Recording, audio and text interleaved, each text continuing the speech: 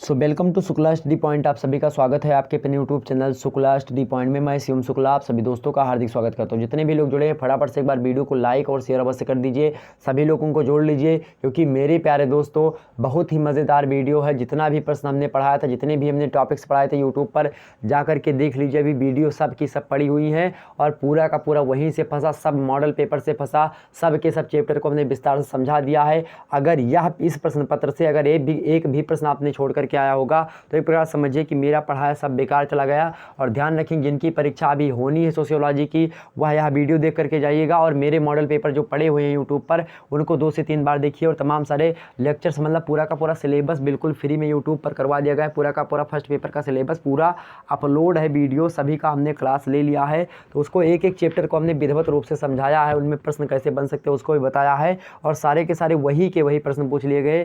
तो बिल्कुल चिंता करने की आवश्यकता नहीं। शुक्ला स्टडी पॉइंट आप लोगों के साथ दिन रात मेहनत करके जुड़ा हुआ है। मैं एक प्रकार से अपनी पढ़ाई छोड़ करके आप लोगों के लिए आया हूं, बस आप लोगों को आगे बढ़ते हुए देखना चाहता हूं। आप लोगों का प्यार दुलार इसी प्रकार से बना रहना चाहिए। इस प्रकार से वीडियो को आप लाइक करें, शेयर करें, चैनल पर नए हैं तो सब्सक्राइब करें और वीडियो को सभी लोगों तक पहुंचाएं। भारत के सभी छात्र छात्राओं तक, बीए वाले छात्र छात्राओं तक यह वीडियो अवश्य पहुँचनी चाहिए। सभी लोग शेयर करें। मेरे प्यारे दोस्तों, हाथ जोड़कर विनती सभी से और सभी लोगों से ही रिक्वेस्ट रहेगी। चलिए शुरू करते हैं आज का वीडियो लेक्चर। क्योंकि होता क्या है, ताकि लोगों को पता चले कि हाँ, ऐसे प्लेटफॉर्म से पढ़ें, ऐसे जगह आप जो है एक प्रकार से पढ़ें, ताकि आपको एक प्रकार से श्योर चीज़ें मिले, प्योरिटी चीज़ें मिले, ताकि आपको एग्जाम्स में फंसें। मेहनत आप करें लेकिन सही दिशा में करें। मेहनत करें तो उसका कोई परिणाम ना मिले तो वह एक प्रकार से बेकार ही है। तो मेरे प्यारे दोस्त, चलिए हम बात करते हैं। अगर यह वीडियो देखने के बाद में, अगर इससे पहले जो हमारी वीडियो सोशियोलॉजी की अगर आपने नहीं देखी तो प्लीज़ देख करके जाइएगा, आप टॉप कर सकते हैं मेरे प्यारे दोस्तों। पूरा का पूरा पेपर हमने कवर करवाया है, ध्यान रखिएगा इस बात को। आपका पेपर में भी ऐसे प्रश्न आ सकते हैं, तो फटाफट से वीडियो को लाइक और शेयर अवश्य कर दीजिए। चलिए हम बात करते हैं आज के प्रश्न पत्र की। आपके सामने प्रश्न बहुत ही अधिक मात्रा में यहाँ पर आ चुके हैं। पेपर पैटर्न भी आपके सामने प्रस्तुत करूँगा। पेपर पैटर्न इसका जो होगा, इसका पेपर पैटर्न शायद यह BPSU मतलब कि जो किसी यूनिवर्सिटी का पेपर है, शायद यह पूर्वांचल विश्वविद्यालय का पेपर है जो मेरे पास आया है। देख लीजिएगा, जिसका भी पेपर होगा, जिसका भी सोशियोलॉजी का पेपर कल हुआ है, उसी का पेपर यह है मेरे भाई। ठीक, तो ध्यान रखेंगे आप क्या क्या करके आए हैं उसको भी कमेंट सेक्शन में बताने का प्रयास करें। कितने प्रश्न आपके छोटे, कितने नहीं छोटे। आपको टाइम मैनेजमेंट करने में अगर दिक्कत हो रही तो उस पर प्रॉपरली वीडियो कहें तो बना दें। पहले कौन से क्वेश्चन लिखने चाहिए ताकि आपको बाद में समय थोड़ा बच जाए या आप अच्छे तरीके से लिख पाएँ। तो इसके लिए अगर आपको दिक्कत होती तो बताइए, मैं उसकी संबंधित वीडियो आपकी बना दूंगा, सेपरेट वीडियो। ठीक, ध्यान रखेंगे। तो चलिए आपसे शुरू करते हैं। पहला वीडियो लेक्चर आपके सामने प्रस्तुत है। पहला देखें, BA part 2 examination 2021 sociology first paper, Indian society issues and problems, Bharatiya Samaj मुद्दों समस्याएं। आपको टाइम मिला था 1.5 घंटे का। मैक्सिमम मार्क्स आपके थे कितने? 100 नंबर के। ध्यान रखेंगे, डॉक्टर राम मनोहर लोहिया, अवध विश्वविद्यालय, सेम पेपर यही आता है। ध्यान रखेंगे, सेम पेपर आपका भी यही आएगा। जो पूर्वांचल का होता है वही लगभग सेम डॉक्टर राम मनोहर लोहिया अवध विश्वविद्यालय का होता है। तो आप सभी लोग इस वीडियो को अंत तक देखने का प्रयास करें। तो ध्यान रखेंगे, वैसे डॉक्टर राम मनोहर लोहिया का पेपर ही नहीं होना है BA सेकेंड ईयर का, उनको तो प्रमोट कर दिया गया। बाकी विश्वविद्यालय के जितने भी आप छात्र छात्र हैं जहाँ की पेपर लिखित होनी है, वहाँ का पेपर सेम ही ऐसे पैटर्न पर आता है। थोड़ा बहुत पैटर्न आपको हो सकता है ऊँच नीच दे दे, जैसे कि आ बा सा खंड में दे दे या फिर दा खंड में दे दे या 5 खंडों में विभाजित कर दे, तो डोंट मैटर, कोई भी खंड में विभाजित करेगा। प्रश्न आपके ही होंगे, आते लघुत्तरीय, लघुत्तरीय और दीर्घोत्तरीय। इसके अलावा और कोई प्रश्न नहीं होता जो कि आपसे पूछे जाएँ। ऑब्जेक्टिव होगा तो ऑब्जेक्टिव भी एक आध क्वेश्चन हो सकता है आपके ऊपर दे दे और बाकी नीचे आपके यही रहेंगे। ठीक, सारी बातें समझ में आ रही। चलिए फटाफट से एक बार वीडियो को लाइक और शेयर जरूर कर दीजिए। सबसे पहले आपको पेपर में पहुंचते समय आपको इंस्ट्रक्शन पढ़ना है, नोट पढ़ना है। सभी खंडों के उत्तर निर्देशानुसार आपको देने हैं। देखिए, खंड आ, बा और सा 3 खंडों में आपका प्रश्न पत्र डिवाइड हुआ है और खंड आ से अति लघुत्तरीय, खंड बा से लघुत्तरीय और खंड सा से दीर्घोत्तरीय प्रश्न आपके पूछे जाने हैं। ठीक, ध्यान रखेंगे। चलिए पहले बात करते हैं very short answer type of question, उसके बारे में देखते हैं। खंड आ यानी अति लघुत्तरीय प्रश्न कौन कौन से पूछे गए थे। ध्यान रखेंगे, अगर अब भी आप कुछ नहीं कर पाए हैं तो एक प्रकार से हाथ जोड़ करके विनती है, तो एक प्रकार से आप पढ़ाई छोड़ दीजिए। अगर इन प्रश्नों को नहीं किया, बहुत ही सहज प्रश्न आए थे और बहुत ही एक प्रकार से आपके सारे के सारे पढ़े हुए थे। ठीक, देखें, नोट यहाँ पर पढ़ें, attempt all parts of the question, give answer of each parts in about 40 मतलब कि 40 वर्ड्स। मतलब इस प्रश्न के सभी भागों के उत्तर दीजिए, प्रत्येक भाग का उत्तर लगभग आपको 40 शब्दों में देने हैं। अब 40 शब्दों में देकर के आपको कितने नंबर मिलेंगे भैया? आप सोच रहे होंगे भैया 40 शब्दों लिखेंगे लेकिन कितने नंबर बाद देगा हमको? तो 40 नंबर आपको देगा, सॉरी 40 नंबर बोल रहा हूँ, 3 नंबर आपको एक प्रश्न लिखने के बाद में करेगा। जब आप 40 शब्द लिखते हैं तो आपको 3 नंबर मिलता है। बहुत ही बढ़िया एक प्रकार से ब्यौरा है। वैसे 1.5 घंटे में आप परीक्षा को लेकर के कॉपी लिखने के लिए सेपरेट वीडियो में जल्दी आपके सामने प्रस्तुत कर दूंगा। ठीक है, ये देखते हैं पहला प्रश्न आपके सामने कैसा आया था। देखिए बड़े ही ध्यान से, पहला जो प्रश्न है इसमें 10 आपके प्रश्न होंगे, उन 10 को आपको करने होते हैं। पहला दिया है आपका point out the two measures, point out the two measures. Two जो है आपके सामने दिया हुआ है मतलब इरेडिकेट प्रॉपर्टी, मतलब क्या होता है? निर्धनता दूर करने के 2 उपाय बताइए। भैया निर्धनता, पहलवां चैप्टर हमने निर्धनता के बारे में आपको बताया था, जो है उसका दूर करने के कौन कौन से हमने सारे उपाय भी आपको बता दिए थे। उसको आपने नहीं देखा निर्धनता वाला वीडियो तो निर्धनता वाला वीडियो ज़रूर देख लीजिए। हमने उसमें आपको उनके कारण भी बताया था, कारण क्या क्या थे, आखिरकार किस कारण से निर्धनता आती है, किस कारण से गरीबी आती है, उसको भी हमने आपको विस्तार से समझाया होगा। अगर आपने नहीं देखा, अगर आपने उसको नहीं देखा है तो देख लीजिए जा करके। निर्धनता को पूरा का पूरा हमने समझाया है, निर्धनता के क्या परिणाम होते हैं, क्या चीज़ें होती हैं, उसको भी हमने समझाया है। निर्धनता कैसे दूर हो सकती है इसको भी हमने वहाँ पर बताया है। ठीक, तो उस वीडियो को जा करके आप लोग देख लीजिएगा, वहाँ पर सारे मुद्दे आपके क्लियर हो जाएंगे। और निर्धनता एक प्रकार से कैसे दूर की जा सकती है, आप भी सोचिए। सरकार के द्वारा अच्छी अच्छी योजनाएं चलाई जाएं, उनके लिए एक प्रकार से मनरेगा वगैरह की व्यवस्था की जाए ताकि उसमें वो कार्य करके अपनी गरीबी को दूर करें, या फिर नशे वगैरह की चीज़ों पर प्रतिबंध लगा दे सरकार ताकि लोग नशा न कर पाएँ, और जो पैसा कमाए मान लेते हैं वह एक प्रकार से अपने खाने पीने पर खर्च करें। ठीक, निर्धनता क्यों आती है अभी समझ लीजिए। निर्धनता इसलिए आती है भैया, निर्धनता क्यों आती है, कभी आपने सोचा निर्धनता क्यों आती है? निर्धनता इसलिए आती ताकि लोग क्या करते हैं, लोगों की या तो अपर्याप्त आय होती है या फिर मूर्खतापूर्ण व्यय होता है। अगर गृह प्रबंधन की प्रक्रिया के तहत आप जितने मान लेते हैं आपके महीने में 5,000 आते हैं तो 5,000 में भी आप मैनेजमेंट कर सकते हैं महीने का। थोड़ा मैनेजमेंट कम आपका होगा, जो एक व्यक्ति अमीर लोग खाते हैं उतना हम लोग नहीं खा पाएंगे, गरीब लोग खाएंगे। ऐसे मैं रूम पे रहता था, मैं आपको बताऊं मैं लगभग 2 या फिर 2.5 मतलब कि एक प्रकार से 1100 रुपये मतलब 1,000 रुपये रूम का देता था। एक साथी और रहता था, मेरा भाई रहता था, तो 1,000 रुपये मतलब कि 2,000 रुपये रूम का किराया था उस समय। तो 1,000 मैं देता था, 1,000 वो देता था, तो 1,000 ये हो गया। और उसके बाद में मैंने मैनेज करता था कैसे कि 1,000 में पूरा का पूरा खाना सब्जी वगैरह कर लेना महीने भर का, उसी में एडजस्ट कर लेते थे 1,000 में।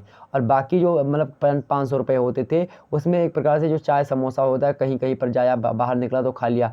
2,500 में एक महीना एक प्रकार से, मैं कानपुर में रहता था तो मैंने इसको निकाला। तो एक प्रकार से किस तरीके से निकाला, वह एक प्रकार से कैसे हमने प्रबंधन किया, उसका गृह प्रबंधन किया। और एक प्रकार से हमने सोचा कि अगर इस टाइम पर ऐसे ऐसे हम खर्च करेंगे तो ये सारी चीज़ें होंगी। तो जब भी आप कोई भी पैसा खर्च हो, आपके पास कितना कम पैसा हो, अगर उसका आपका व्यय का लेखा जोखा सही तरीके से रहेगा तो आप हो सकता है उतने सही तरीके से आप गरीब ना हो पाए जितने सही तरीके से आप गरीब होते। अगर आपके पास, मेरे पास 2,500 रुपये थे, मान लेते हैं कि मैं खूब चाय समोसा खाता और उसके बाद में तमाम सारे जो गाता कि मेरा यार हंस रहा है बारिश की जाए, तमाम प्रकार की इन सभी चीज़ों की इल्लत होती तो क्या होता आज, क्या होता? मैं 2,500 रुपये में क्या पड़ पाता? 2,500 में क्या था यार, एक बार जो शॉपिंग करने निकल जाओ 2,500 आपके चले जाते हैं वैसे। तो अगर मैं शॉपिंग या फिर तमाम सारी चीज़ें ये सब करता उस समय, जब मेरे पास एक प्रकार से यूट्यूब भी चैनल भी नहीं था और शुरुआत में मैं कानपुर गया था तैयारी के लिए, तो कैसे मैनेज करता था उसको। तो ये सारी चीज़ें हैं। तो ऐसे मैनेज जो होता है एक प्रकार से ये प्रबंधन की प्रक्रिया होती है। और प्रबंधन जो होता है एक स्त्री के पास बहुत अच्छे तरीके से होती है। उसके पास 1 लीटर तेल होता है, बोला जाता है कि महीने भर चलाना है, तो वो ऐसे सब्जी छौंकती है, ऐसे दाल का तड़का लगाती है कि उसमें बिल्कुल भी कम नहीं पड़ता और 1 महीने चला देती है। 1 महीने 10 दिन भी चला देगी वह, अगर उसको बताया जाए कि हाँ इतने तेलवा है, इतने तेल में आपको काम चलाना है। उसी में पराठा सुबह का आपका कर देगी, उसी में सारी चीज़ें हो जाएंगी। ठीक, तो आपके सामने सबसे पहली बात मूर्खतापूर्ण व्यय अगर नहीं होगी तो आप आसानी से सारी चीज़ें कर सकेंगे। तमाम सारी चीज़ें हैं तो बिल्कुल चिंता करने की आपकी आवश्यकता तो नहीं पड़ी होगी। सारी बातें आपकी क्लियर हो गई होंगी मेरे भाई, सारी बातें आपकी क्लियर होगी। निर्धनता वाली, निर्धनता अगर आपको नहीं समझ में आ रही कब हो, निर्धन कई प्रकार के होते हैं। हमने निर्धनता के गरीबी के 3 कारण बताए हैं, 3 रूप से निर्धनता होती है। कौन? एक बहुत गरीब होते हैं, कम गरीब होते हैं, एक गरीब होते हैं। तो उन सभी को हमने आपको समझाया था, उसको देख लीजिएगा, सारा मुद्दा आपका क्लियर हो जाएगा। बिल्कुल, चले आगे बढ़े। चलिए अगला प्रश्न दूसरा पूछा गया था आपसे, तो ये पूछा गया ना निर्धनता दूर करने के 2 उपाय। 2 उपाय पूछे गए, कई उपाय आप बता दीजिए यार। अगर मेरी वीडियो देखते हैं तो आप 20-20 उपाय बता दीजिएगा। हर चीज़ों का। आगे देखते हैं, फटाफट से एक बार लाइक और शेयर, जितने भी लोग जुड़े हुए हमको देख रहे हैं फटाफट से वीडियो को लाइक और शेयर अवश्य कर दीजिए, जितने भी लोग देख रहे हैं फटाफट से।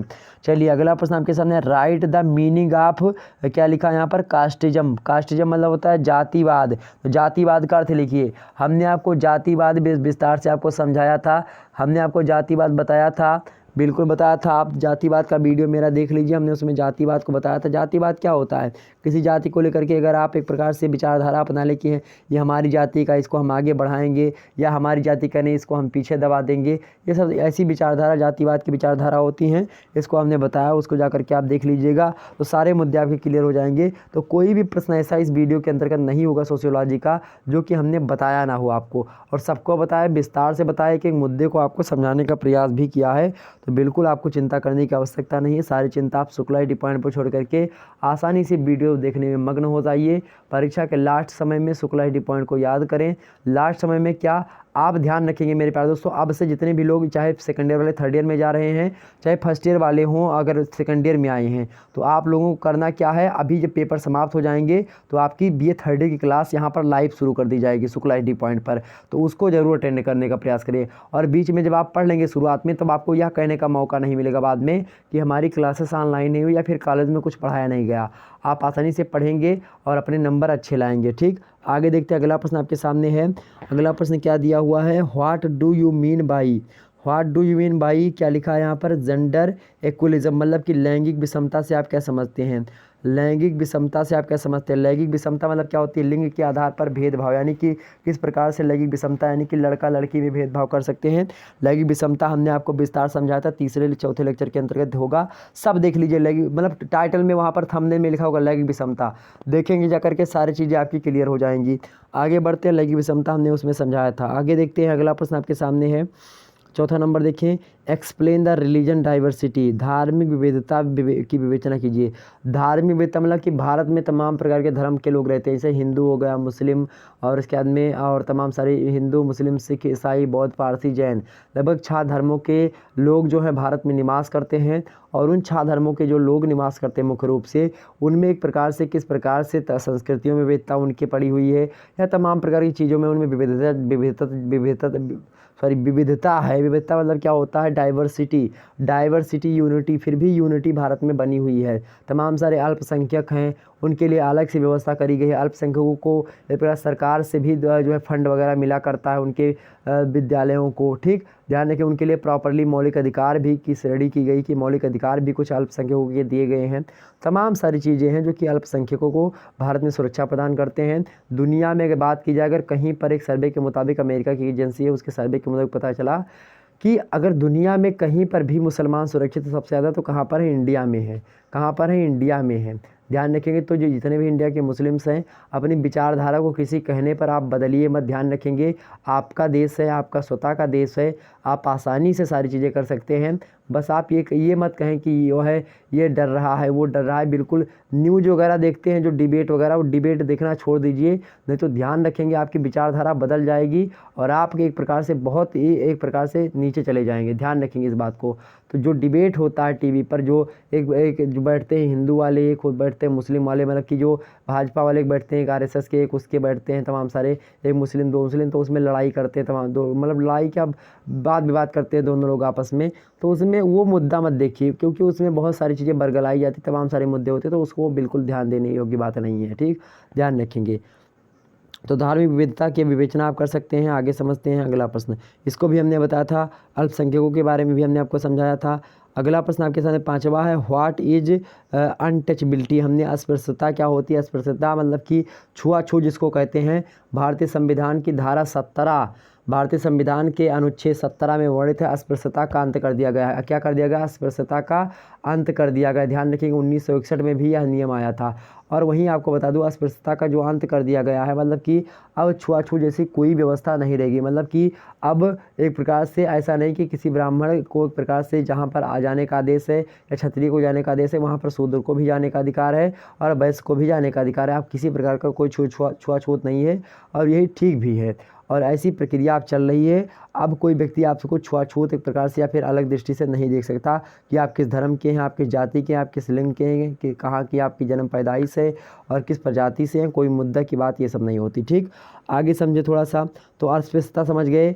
भारतीय संविधान में एक प्रकार से मौलिक अधिकारों में वर्णित है। आप देखेंगे समता के अधिकार में बातें बताई गई। समता के अधिकार मतलब समानता का अधिकार। अनुच्छेद 14 से लेकर के अनुच्छेद 18 के बीच तक जो अब आपका अधिकार है, क्या अधिकार है? समता का अधिकार है। उसी समता के अधिकार में अनुच्छेद 17 में अस्पृश्यता का अंत लिखा गया है और अनुच्छेद 18 में क्या लिखा गया है? अनुच्छेद 18 में लिखा गया है उपाधियों का अंत। अनुच्छेद 14 में क्या लिखा गया है?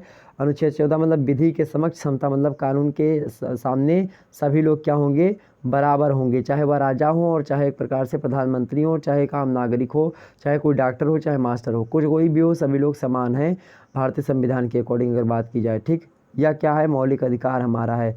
अनुच्छेद 14 कहता है। अनुच्छेद 15 कहता है धर्म, जाति, लिंग, जन्मस्थान इत्यादि के आधार पर किसी व्यक्ति में किसी भी प्रकार का भेदभाव नहीं किया जाएगा, प्रजाति विभेद इन सभी के आधार पर। ठीक, तो ध्यान रखेंगे सारे मुद्दे। तो यहाँ पर आप समझ गए अस्पृश्यता के बारे में। आगे समझते हैं जो है व्हाट इन जो है क्या लिखा है यहाँ पर? माइनॉरिटी, मतलब माइनॉरिटी। और माइनॉरिटी मतलब होता है अल्पसंख्यक। अल्पसंख्यक क्या होते हैं? ऐसे लोग जो कि संस्कृति में कम हो या फिर किसी धर्म में कम हो, किसी समय विशेष में, आप समझिए परिभाषा, किसी समय विशेष में किसी निश्चित भूभाग पर या निश्चित स्थान में किसी की बोली या मतलब कोई बोली कोई बोलता है तो उसकी संख्या कम हो, कोई व्यक्ति कोई भाषा, कोई समुदाय है जो कि कोई भाषा बोलता है उसकी संख्या कम हो, कोई समुदाय की भाषा अलग है उसकी एक प्रकार से वहाँ पर संख्या कम हो और किसी दूसरे भाषी लोगों की संख्या अधिक हो, तो उसकी तुलना में क्या होगा? अल्पसंख्यक होगा। जैसे अगर बात की जाए पंजाब राज्य की पर्टिकुलर, तो वहाँ पर जो है एक प्रकार से मुस्लिम अल्पसंख्यक हैं और हिंदू अल्पसंख्यक हैं। लेकिन अगर बात की जाए पूरे भारत की, तो भारत में कौन अल्पसंख्यक हैं? मुस्लिम है अल्पसंख्यक, मुस्लिम हैं, सिख हैं, ईसाई हैं, जैन हैं, बौद्ध हैं, पारसी हैं।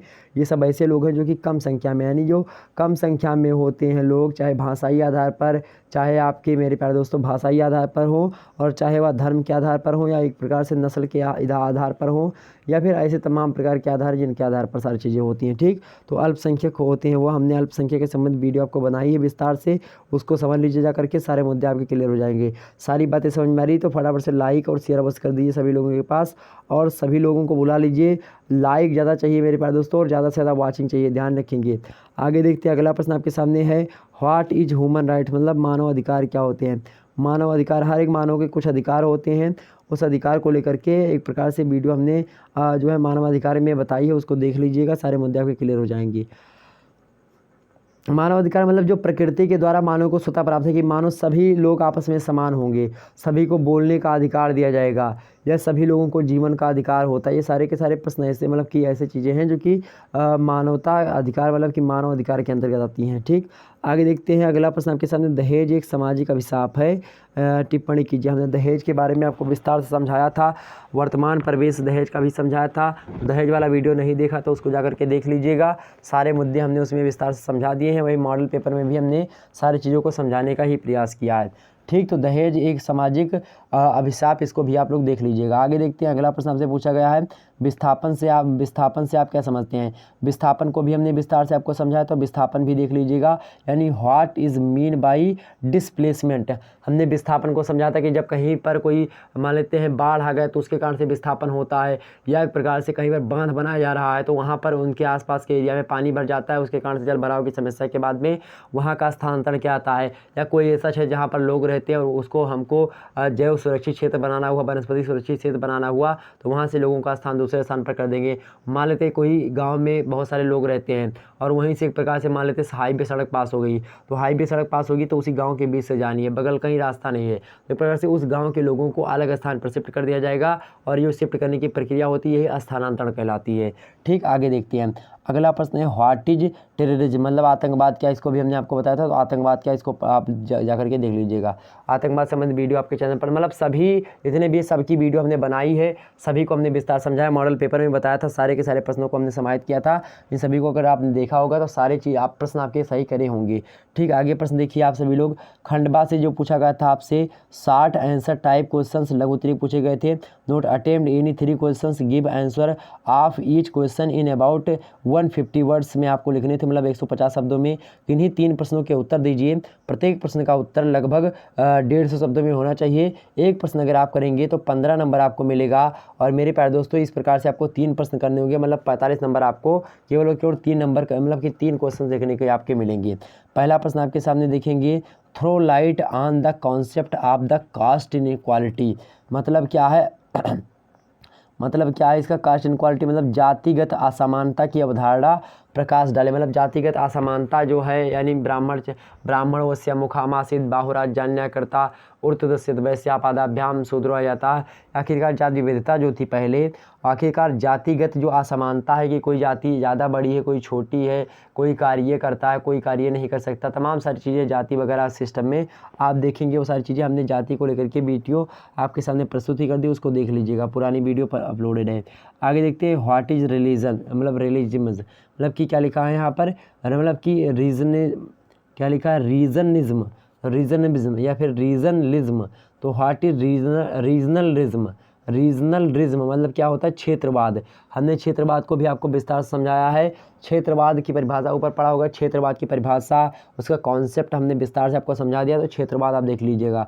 मान लो क्षेत्रवाद क्या होता है, आप मान लेते हैं यहाँ पर हैं, अपने घर पे अभी बैठे हैं, लेकिन मान लेते कल को आप अमेरिका जाओ, और जब अमेरिका में आपको, मेरे प्यारे दोस्तों, कोई आपके इंडिया का मिलेगा और आपसे कहेगा कि मैं इंडिया से हूँ, तो आप उसको एक प्रकार से तुरंत दोस्त बनाएंगे। मानिए, मनोवैज्ञानिक फैक्ट बता रहा हूँ, तुरंत आप दौड़ेंगे, आप इंडिया से हो, आप इंडिया से हो, हाँ भाई मैं इंडिया से हूँ, क्या दिक्कत है, अरे भाई कोई दिक्कत नहीं यार, मैं भी इंडिया से, ओ माय गॉड तुम भी इंडिया से हो, ओके चलिए हो गई दोस्ती। तो इसी प्रकार से मेरे भाई, अगर आप कहीं दूसरे शहर में रहते हैं, मान लेते हैं आप एमपी में रहते हैं, दिल्ली में रहते हैं, और आपको कोई बंदा यूपी से जाएगा, आप उसको देखेंगे कि हाँ यूपी से, भाई यूपी से हो, यूपी से, हाँ ठीक है, अरे यूपी से हो भैया तुम, हाँ यूपी से भैया, का कोनो दिक्कत बा का तुमका, तो कहेंगे नहीं नहीं हमें कोनो दिक्कत नहीं, तुम्हें कोनो दिक्कत हो तो बताओ, यूपी से हो ना, कोनो दिक्कत हो तो बताओ। इस प्रकार से होगा क्या, तो ये क्षेत्रवाद की भावना है। या फिर आप कहीं पर कोई व्यक्ति इंटरव्यू मतलब दे रहा है, मान लेते हैं, और कोई व्यक्ति इंटरव्यू ले रहा है, अब मान लेते हैं उसको पता है कि हाँ यह व्यक्ति हमारे एरिया का है, तो उसको हो सकता है ज़्यादा नंबर दे दे। या आपकी कॉपी आप देखते होंगे, आपकी कॉपी किसी दूसरे एरिया में जाती चेक होने के लिए, क्यों जाती है, ताकि अगर उसी एरिया में कॉपी चेक की जाए तो हो सकता है मास्टर के एक प्रकार से क्षेत्रवाद की भावना के चलते या क्षेत्रवादिता के कारण से क्या हो, मास्टर जो हो वह बच्चे को नंबर ज़्यादा दे दे, इसीलिए कॉपी दूर भेजी जाती है लिखने के लिए। या इसी प्रकार से आप देखेंगे सेंटर जो आपके आते हैं, परीक्षा केंद्र जो निर्धारित होते हैं, आपके जो सेंटर आते हैं परीक्षा के, कि हाँ स्वतः के स्कूल में नहीं हुई, जहाँ जिस स्कूल में आप पढ़ते हैं उस स्कूल में आपका पेपर नहीं होता। क्यों नहीं होता, क्योंकि अगर उसी स्कूल में पेपर होगा तो क्षेत्रवाद की भावना होगी, और कैसी की स्कूलवाद की भावना वहाँ पर, क्षेत्रवाद मतलब स्कूलवाद वहाँ पर हो गया, कि आप सोचेंगे कि इसी मेरे इस क्षेत्र के ही बच्चे हैं, मेरे स्कूल के बच्चे हैं, यहाँ के बच्चों के नंबर अधिक आने चाहिए, तो आप नकल वगैरह भी सिस्टम करवा देंगे, चीटिंग भी करवा सकते हैं। तो ऐसे में अब तो चीटिंग वगैरह बंद ही हो गई जब से योगी सरकार आई, क्योंकि कैमरा वगैरह तमाम सारे लग गए, अब कोई प्रकार से ऐसी व्यवस्था ही नहीं रह गई है। तो ऐसे में आपको पढ़ना ही पड़ेगा, ध्यान रखेंगे। और यहाँ पर क्षेत्रवाद यही सारी चीज़ें होती हैं। आगे देखते हैं, चौथा नंबर है एक्सप्लेन द इफोर्ट्स रिलेटेड जो है Dalit welfare by government of India, मतलब भारत सरकार के द्वारा दलित कल्याण हेतु किए गए प्रयासों की व्याख्या कीजिए। दलितों के लिए बहुत सारे प्रयास किए गए, इसकी व्याख्या आपसे पूछी गई, कर दीजिएगा बड़े आसानी से। आगे देखते हैं, analyse the concept and cases of divorce, तलाक की अवधारणा और कारणों का विश्लेषण कीजिए। हमने विस्तार से बताया था, तलाक मतलब क्या होता है, विवाह विच्छेद। विवाह विच्छेद या तलाक एक ही बात है। हिंदी में तलाक उसे विवाह विच्छेद कहते हैं, उर्दू में उसी को तलाक कहा जाता है, ध्यान रखेंगे। वैसे जो तलाक वगैरह होती है या कैसे बढ़ी, क्यों बढ़ी है, विवाह विच्छेद की समस्या क्यों बढ़ी है, आधुनिकता के कारण से विवाह विच्छेद की समस्या बढ़ी है, यह आपसे पूछा गया था। इसको वीडियो आपके चैनल पर उपलब्ध देख लीजिएगा। आगे छठवां नंबर है, what is inter generational conflict, discuss it's cases, मतलब अंतर पीढ़ी संघर्ष क्या होते हैं, इसके कारणों को स्पष्ट कीजिए। हमने आपको अंतर पीढ़ी संघर्ष बताया था कि जब दो पीढ़ियों के बीच में जब संघर्ष होता है, मतलब कि आपके दादा और आपके बीच में जो संघर्ष होता है, वह धोती कुर्ता पहनते हैं और आप कहीं मोबाइल से गाना वाना सुनते होंगे, ये हमेशा दिन भर गाने सुनते रहते हैं, तुरंत गाली देंगे या फिर डांटेंगे, क्या कुछ भी करेंगे, जो भी होता है। तो ऐसे में क्या होगा, आपकी पीढ़ी में संपर्क हुआ, कहेंगे पहले मैं जामा जोड़ा पहन के शादी में आता था बारात में, अब आज शेरवानी और कोट पैंट पहन के जाते हैं लोग। तो कहीं ना कहीं पे दोनों में क्या होगा, मतभेद तो होगा। कहेंगे आप डीजे बंधवा लेते हो, डीजे क्या मतलब है। आप सभी लोग, बहुत सारे वृद्ध लोग कहते हैं जयमाल, कहते हैं जयमाल बंधवा लिए फर्जी में, तो ये सारी चीज़ें कहते नहीं लोग गाँव, मतलब जो पुरानी पीढ़ी वाले लोग हैं, पुराने लोग। तो ऐसे में क्या हो रहा है, या संघर्ष ही तो हो रहा है दो पीढ़ियों के बीच में। तो इसी प्रकार के संघर्ष को हम क्या कहते हैं, इसी को हम अंतर पीढ़ी संघर्ष कहते हैं। इसके ठीक विपरीत अगर आपसे पूछा जाए कभी अंतः पीढ़ी संघर्ष, तो अंतः पीढ़ी संघर्ष वह होता है मेरे भाई मेरे प्यारे दोस्त, क्या होता है, सभी लोग एक बार वीडियो को लाइक और शेयर अवश्य कर दीजिए। जितने भी लोग देख रहे हैं लाइक और शेयर अवश्य कर दीजिए, बहुत मेहनत लगती है वीडियो बनाने में, ध्यान रखेंगे। तो एक प्रकार से हमने आपको क्या बताया, अंतः पीढ़ी संघर्ष वह संघर्ष होता है जब क्या होता है, जो कोई व्यक्ति होता है अपने ही पीढ़ी के बीच में संपर्क, मतलब कि एक प्रकार से अंतर देखने लगता है। तो ऐसे में हम उसी को क्या कहते हैं, अंतः पीढ़ी संघर्ष। 7वां नंबर प्रश्न देखिए, what is meant by what is meant by displacement throw lights on cases of it, मतलब विस्थापन से आपका क्या आशय है, इसके कारणों पर प्रकाश डालिए। हमने अभी आपको विस्तार से समझाया विस्थापन के कारण को, उसको आप लोग देख लीजिएगा, बहुत ही महत्वपूर्ण सारे के सारे प्रश्न थे और सभी के सभी बहुत ही साथ से जो हमने बताया था वो सारे के सारे पूछे गए आपसे। सेक्शन सी देखें, खंडसा से long answer type of question, दीर्घ उत्तरीय प्रश्न है। अटेम्प्ट एनी क्वेश्चंस, मतलब any one questions give answer in about 400 words, मतलब आपको किसी एक प्रश्न का उत्तर देना है और जो उत्तर है आपको केवल और केवल 400 शब्दों में, आपको लगभग उसी के शब्दों में लिखना होता है। देखिए यहाँ पर 3-4 प्रश्न दिए होंगे, उनमें से केवल एक आपको छाड़ के करना है, बिल्कुल कर लेंगे, बिल्कुल चिंता करने की आवश्यकता नहीं, क्योंकि 4 में से एक तो आपको याद ही होगा। ठीक, पहला देखते हैं 8वां, व्हाट इज़ पॉवर्टी डिस्कस, मतलब कि describe the cases of poverty, मतलब निर्धनता क्या है, निर्धनता के कारणों की विवेचना कीजिए। अब कारणों में आप क्या लिखेंगे, आर्थिक कारण, राजनीतिक कारण, धार्मिक कारण, सांस्कृतिक कारण, ऐतिहासिक कारण और तमाम प्रकार की चीज़ें। आप कुछ अन्य कारण बताएंगे, जैसे कि तमाम सारी चीज़ें हो गई, उसको आप विस्तार से बता दीजिएगा। इसको एक प्रकार से बहुत ही महत्वपूर्ण है। इसको शुरुआत का पहला वीडियो निर्धनता, थंबनेल भी लगा होगा, निर्धनता की अवधारणा, निर्धनता के कारण, भारत में निर्धनता के कारण, तो उस वीडियो को देख लीजिएगा, बहुत सारी चीज़ें वहाँ पर आपकी क्लियर हो जाएगी। निर्धनता से देखिए कितने प्रश्न पूछे गए थे आपसे। अभी हमने 2-3 दिन पहले एक वीडियो 3-4 मिनट की बनाई थी, उसमें हमने बताया था ये इंपॉर्टेंट टॉपिक पढ़ लो, और उसी टॉपिक्स को हमने बनाया था और सारे के सारे टॉपिक्स आपके पूछ लिए गए हैं। आगे देखते हैं अगला प्रश्न आपके सामने। अगला प्रश्न है 9वां number, explain the nature and characteristics of violence against women, मतलब महिलाओं के विरुद्ध हिंसा की प्रकृति एवं विशेषताओं की विवेचना कीजिए। महिलाओं के विरुद्ध हिंसा या फिर घरेलू हिंसा, दोनों एक ही बातें हैं। महिलाओं के विरुद्ध हिंसा या फिर घरेलू हिंसा, दोनों एक ही बातें, वही पूछ रहा घरेलू हिंसा। तो घरेलू हिंसा आपने पढ़ा होगा, वीडियो में हमारे सारे मुद्दे क्लियर करवाए गए हैं, उसको देख लीजिएगा। आगे देखते हैं, अगला प्रश्न आपके सामने है। अगला प्रश्न है मेरे भाई कि which type of problems are जो है elderly people of India describe its nature, मतलब भारत में वृद्धजनों की कौन सी समस्याएं, इसकी प्रकृति की विवेचना कीजिए। हमने बुजुर्गों की समस्या नाम से एक चैप्टर प्रॉपरली बनाया है, उसको आप लोग देख लीजिएगा, बड़ा ही इंपॉर्टेंट लेक्चर है, उसमें इसे हमने विस्तार से समझा दिया है। आगे देखते हैं 11 नंबर प्रश्न। 11 नंबर आप सभी लोग देखें, देखने से पहले सभी लोग लाइक और शेयर अवश्य कर दीजिएगा, ताकि मज़ा नहीं आ रहा है वीडियो में जब तक लाइक और शेयर नहीं बढ़ रहे हैं। ओके, फटाफट से शेयर कर दी वीडियो को। आगे देखते हैं, अगला प्रश्न आपके सामने है, आतंकवाद क्या है, इसे किस प्रकार से समाप्त किया जा सकता है, इसको लेकर के हमने विस्तार से आपको डिस्क्राइब भी किया था, सारे मुद्दे वहाँ पर हमने बता दिए थे आतंकवाद को लेकर के। तो सारी चीज़ें आपकी क्लियर हुई, सारे मुद्दे क्लियर हुए। अगर क्लियर होते हैं फटाफट से एक बार वीडियो को लाइक और शेयर अवश्य कर दीजिए। उसके बाद में सभी लोग एक प्रकार से सारी चीज़ें करिए और लाइक शेयर अवश्य करें, ताकि इसी प्रकार से आप तमाम सारे मुद्दों को क्लियर कर सकें और अच्छी तैयारी अपनी कर सकें। मिलते हैं नेक्स्ट वीडियो में, तब तक के लिए जय हिंद जय भारत। सारी बातें समझ में आ गई सभी लोगों को, जितने भी लोग देख रहे हैं फटाफट से लाइक करें और चैट सेक्शन में जय हिंद लिखने का प्रयास करें। सभी लोगों को बहुत बहुत धन्यवाद। Thanks for watching this video. मिलेंगे नेक्स्ट वीडियो में, तब तक के लिए जय हिंद जय भारत मेरे प्यारे दोस्त।